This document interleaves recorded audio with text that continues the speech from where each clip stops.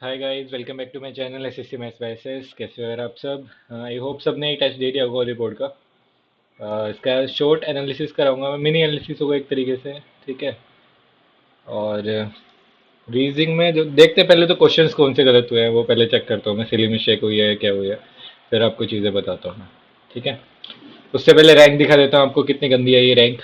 तो 133.5 मार्क्स ही थे, बहुत ज़्यादा कम मार्क्स थे, फिर भी मतलब फिर इसीलिए 24,000 रैंक आई है 1,26,000 बच्चों में से, जिसमें से काफ़ी एंट्रीज फेक है। ठीक है। और काफ़ी एंट्रीज इसमें डबल होती है। जैसे देखो, एक स्टूडेंट अगर एक आईडी से टेस्ट देता है और फिर अगर वही री अटेम्प्ट करता है दूसरी बार, अगर यूट्यूब पे दिखाने के लिए में भी करते हैं बच्चे, तो 2 से 3 अटेम्प्ट एक ही बंदे के हो जाते हैं। इसमें काफ़ी बच्चे होते हैं जो मल्टीपल अटेम्प्ट करते हैं, तो इसमें काफ़ी एंट्रीज फेक है।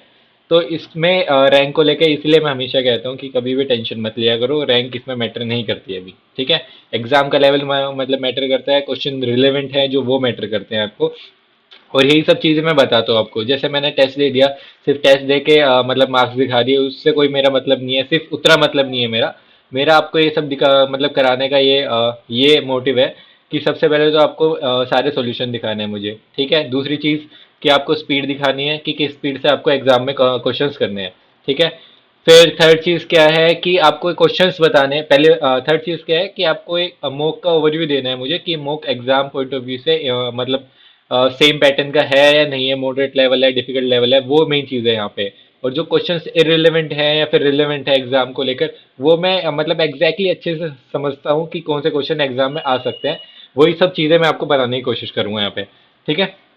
जैसे लास्ट मॉक में रीजनिंग के कुछ क्वेश्चंस गलत थे, इररिलेवेंट थे क्वेश्चंस ऐसे थोड़े से, तो वो मैं पहले आपको बता दूंगा कि तो उन क्वेश्चंस को लेके आप ये टेंशन मत लेना कि अगर वो मेरे गलत हो गए तो मतलब मतलब एग्जाम को लेके टेंशन मत लेना कि मार्क्स कम आ रहे हैं। ठीक है। तो ओवरऑल कहने का मतलब यही है कि रैंक से इतना मैटर नहीं करता है आपको अभी, अपना मतलब प्रिपरेशन में ध्यान दो अपनी थोड़ी सी, और जो भी यहाँ पे अपनी वीकनेस है उस पर ध्यान दो बस। ठीक है। इंप्रूवमेंट करनी है आपको, ज़्यादा टेंशन लेने की ज़रूरत नहीं है। तो इसमें तो फटाफट रैंक देख लो, वैसे तो इससे मुझे तो फर्क नहीं पड़ता है सच में। सॉल्यूशन दिखा देता हूँ मैं फटाफट। तो एक ये क्वेश्चन गलत है, एक ऊपर का भी गलत है। डोंट नो इसमें क्या करना था, क्योंकि इसमें 20 3 23 -6 ऐसे हो रहा था, 21 3 24 -6। और ये सब में क्या हो रहा था, +3 -6 +3 -6 +3 -6 हो रहा था। इसमें नहीं पता था आगे वाला क्या दिया हुआ है ये। ठीक है। तो वो मुझे एग्जैक्टली नहीं पता। जिनके पास मतलब इसका पेड सॉल्यूशन होंगे वो बता सकेंगे आपको, तो मुझे भी बता देना एक बार। ठीक है। और एक तरीके से तो इरेलीवेंट कह सकता हूँ मैं इसे, इतना ज़्यादा पैनिक करने की जरूरत नहीं है उसमें। और ये वाला क्वेश्चन सिली मिस्टेक कर दिया मैंने। लास्ट में क्या होता है, ट्रीटमेंट ऑफ द पेशेंट। ठीक है। एक और दो में से पहले मैंने कौन सा लेना था, पहले डायग्नोज पहले करेगा और फिर डिटेक्शन ऑफ डिजीज होगा। Okay, silly mistake. जीके में तो आते ही कम थे क्वेश्चंस, और मैथ्स में एक ये क्वेश्चन गलत कर दिया मैंने, और ये वाला सिली मिस्टेक कर दिया। To of the find the height of the cuboid. Okay, two hemisphere of radius 14 centimetre and 7 centimetre. अच्छा, एक काम करता हूँ मैं, सारे स्टार्टिंग से मैथ्स को तो अभी बता ही दूंगा मैं। ठीक है। और इंग्लिश में काफ़ी ज़्यादा गलत हो गया है। इसमें क्या था, इसका हैप्लेस का मतलब होता है unlucky. Okay. School when I try to catch bus, जी said he but he simple past लगाने थे इसमें। Break a leg, I told to break a leg at interview tomorrow. मतलब बहुत ज़्यादा अच्छे से चीज़ें करना होते।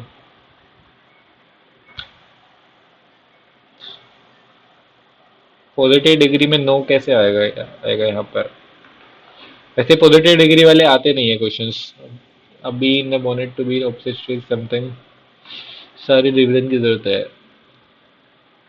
Since my adulthood mind has shaped मी।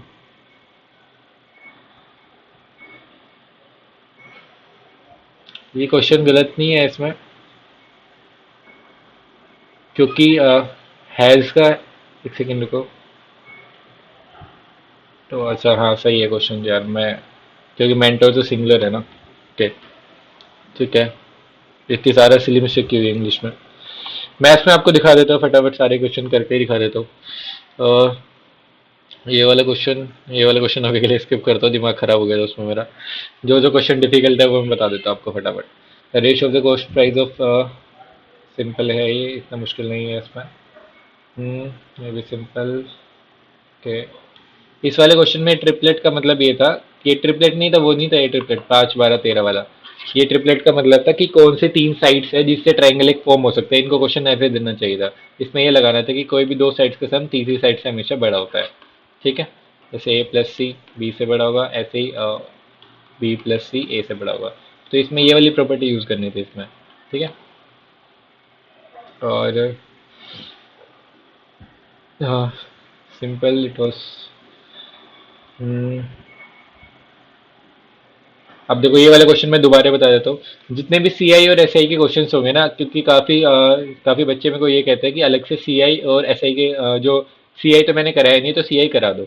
अब जितने भी एसआई और सीआई के क्वेश्चंस आते हैं इसमें मॉक्स में आते हैं, उनको मैं एकदम अच्छे से तरीके से बताने की कोशिश करूंगा, ताकि आपको अलग से अगर मैं चैप्टर थोड़ी टाइम बाद भी पढ़ाऊंगा तो इस सब से आपको क्लैरिटी मिल जाएगी। ठीक है, दोबारा से करा रहा हूँ, ये क्वेश्चन देख लो कि करते कैसे ऐसे क्वेश्चन। कंपाउंड इंटरेस्ट इनको हमेशा रेशो से करना होता है, सी आई को हमेशा रेशो से करना।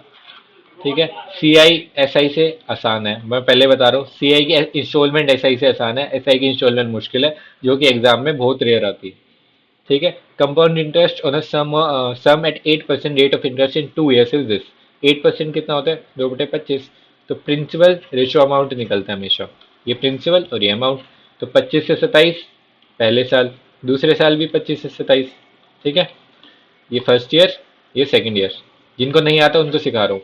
25 25 625 से 27 27 729, ये हमारा अमाउंट आता है, ये हमारा प्रिंसिपल होता है। और अमाउंट माइनस प्रिंसिपल क्या होता है, सी आई। सी आई हो या फिर S I, amount minus principal हमेशा इंटरेस्ट आता है। तो ये कितना आ जाएगा, 4, और ये 104 हमारा इंटरेस्ट आ गया। इसने क्या बोला, सी आई कितना है, 104 की वैल्यू यहाँ पे 39 93.6। तो 104 किससे आ रहा है, 13 से आ रहा है। 13 8 104, 13 3 39, 13 7 91, 13 दूनी 26, 8 3 24, 8 8 64, 8 4 32। ठीक है, कैलकुलेशन आपको हमेशा करनी है, कैलकुलेटर का दिमाग में बिल्कुल भी सोचना भी नहीं है, क्योंकि एग्जाम में आपको खुद ही करनी है। एक की वैल्यू होगी 38.4, तो 625 की वैल्यू भी बतानी पड़ेगी सबसे पहले तो। 625 × 38.4। ठीक है, 25 25 कर लो इसको। तो हमें अब थोड़ा सा मिटा दूँ इसे मैं।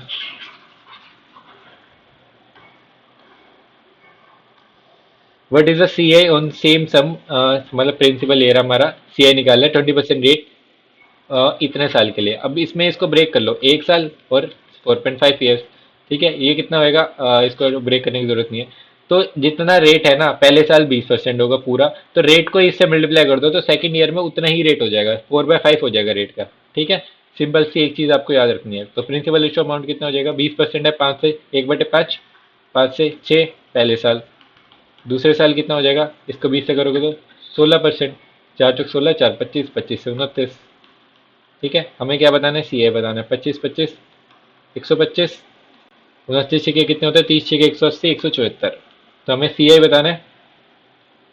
तो इसमें डिफरेंस निकालना पड़ेगा। 30 और 44 और 5 49, 49 की वैल्यू बतानी है। 125 की वैल्यू कितनी है हमारे पास, 25 × 25 × 38.4। 49 की वैल्यू बतानी है। 25 पंजे 125, 5 5 25, 5 × 20, 5 8 40 42, 5 से 15 4 19, 192। 192 को 49 से इंटू करना है, 9 दूनी 18, यूनिट डिजिट से चेक कर लो, 8 आएगा लास्ट में। ठीक है, समझ गए क्वेश्चन।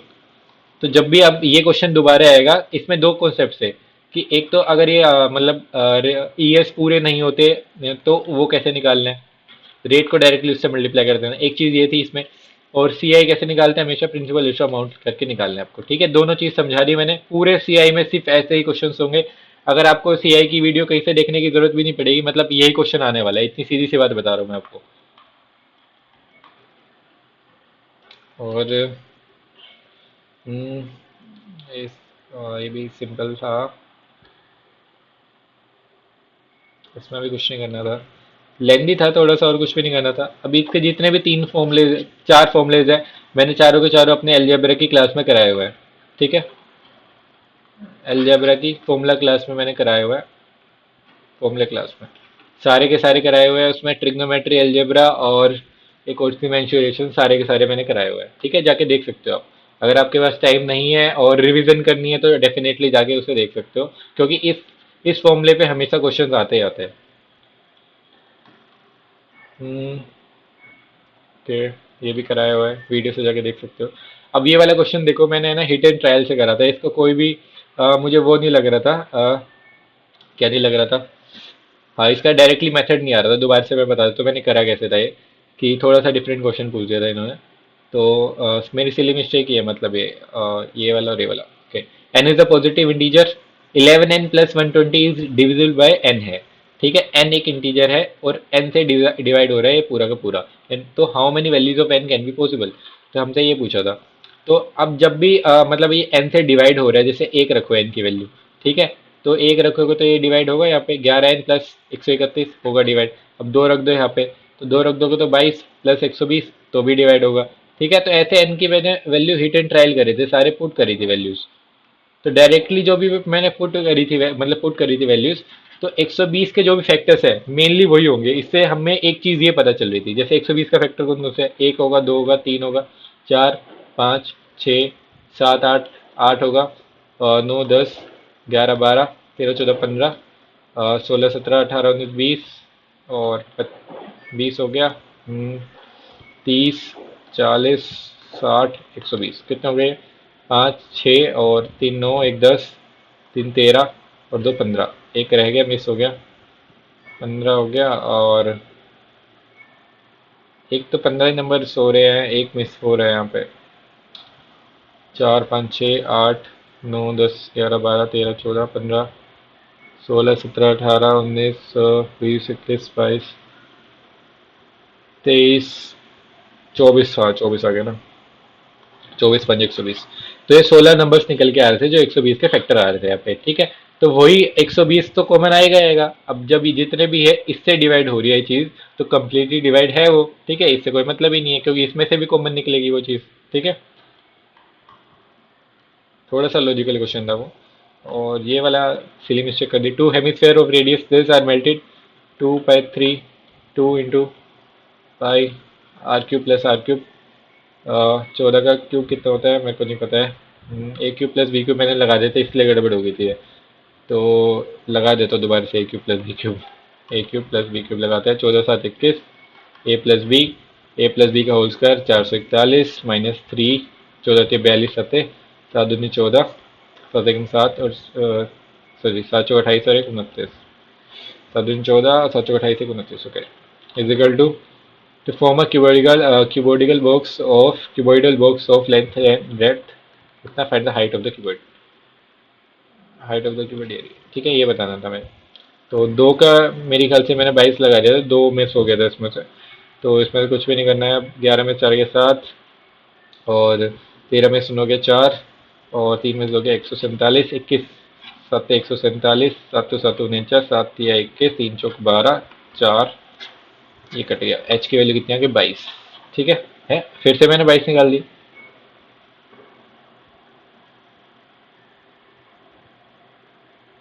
टू एम स्क्र और रेडियस ऑफ क्यूबिकल वर्क्स।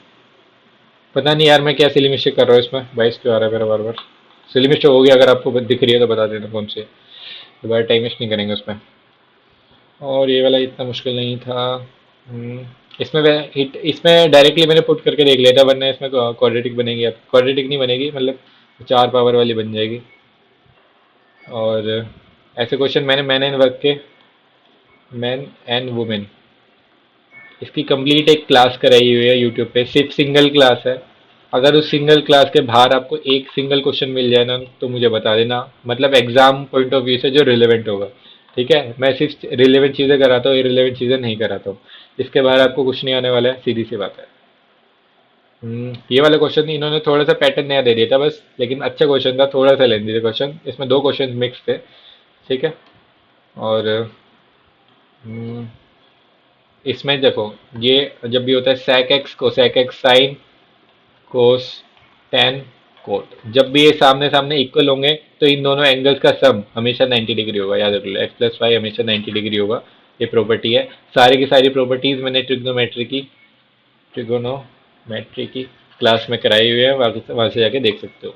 ठीक है, काफ़ी लोगों को पता नहीं है चीज़ें, इसीलिए मैं बता रहा हूँ ये। हम्म। हम्म। बस थोड़ा सा लेंदी पेपर था, थोड़ा हल्का सा कैलकुलेटिव था, और कुछ भी नहीं था पेपर में, बस यही सब चीज़ें बतानी थी मेरे को। ठीक है, तो बस और कुछ तो है नहीं इसमें। रिव्यू ओके, हाँ। ठीक है, तो फिर से वही बात है लास्ट में कि डिमोटिवेट नहीं होना है दूसरों के स्कोर से, अपनी खुद की प्रिपरेशन करते रहो। ठीक है, चलो अब मिलते हैं आपसे नेक्स्ट वीडियो में, अभी के लिए बाय।